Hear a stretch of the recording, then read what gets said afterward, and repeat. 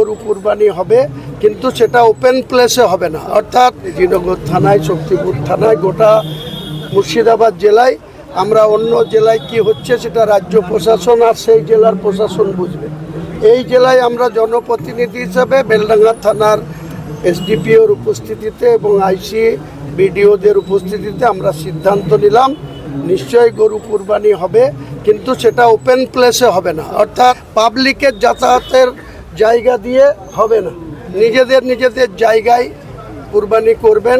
একটু ব্যারিকেড করে দিয়ে, তিরপল দিয়ে জায়গা ঘেরাঘুরো করে করবেন।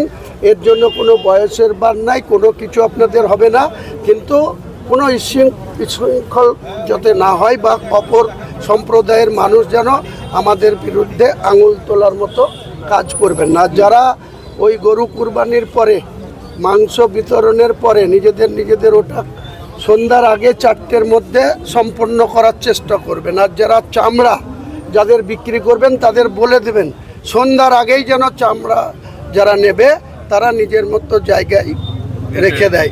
রাত্রেবেলায় যেন কোনো চামড়ার ভ্যান বা কোনো 4 চাকা গাড়িতে চাপিয়ে বেলডাঙ্গার কোনো জায়গা দিয়ে মুভমেন্ট হবে না, এটা নিষেধ করে দিচ্ছি। কারণ এ নিয়ে যদি কেউ এই নিয়মকে অমান্য করে, পরবর্তীকালে কিন্তু খোঁজ খবর নিয়ে তাদের বিরুদ্ধে কেস হবে। কাজেই আপনারা একবারে যেভাবে করতেন সেইভাবে করেন, কিন্তু একটু আড়ালে আবডালে, একটু ঘেরাঘুরো জায়গায়, এবং মাংসটা বিতরণ করবেন কালো ক্যারিতে ভরে।